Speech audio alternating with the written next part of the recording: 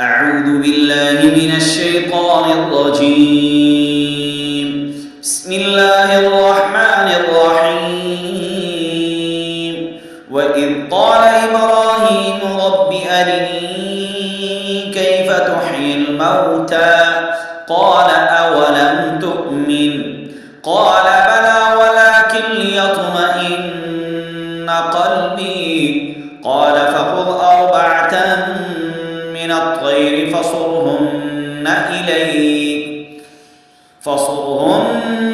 إليك ثم اجعل على كل جبل منهن جزءا ثم ادعهن يأتينك سعيا واعلم أن الله عزيز حكيم. مثل الذين ينفقون أموالهم في سبيل الله كمثل حبة أنبتت سبع سنابل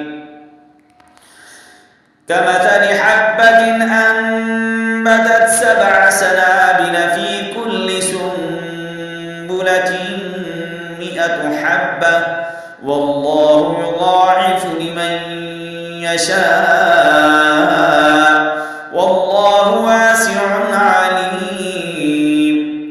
الذين ينفقون أموالهم في سبيل الله ثم لا يتبعون ما أنفقوا منا ولا أذى لهم أجرهم عند ربهم ولا خوف عليهم ولا هم يحزنون.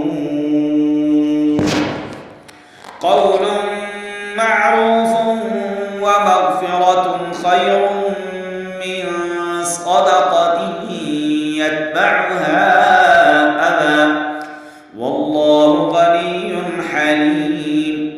يا أيها الذين آمنوا لا تبطلوا صدقاتكم بالمن والأذى كالذي ينفق ماله رئاء الناس ولا يؤمن بالله واليوم الآخر فمثله كمثل صفوان عليه تراب فأصابه وابل فتركه صلدا لا يقدرون على شيء مما كسبوا والله لا يهدي القوم الكافرين.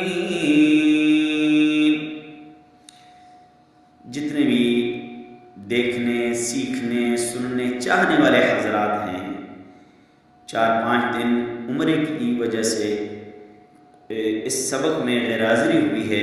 इंशाअल्लाह ताला आज से रूटीन के मुताबिक सबक बाकायदा आपको पढ़ाया जाएगा। आप खुद भी सीखें, दूसरों को भी सिखाएं। अस्सलामु अलैकुम।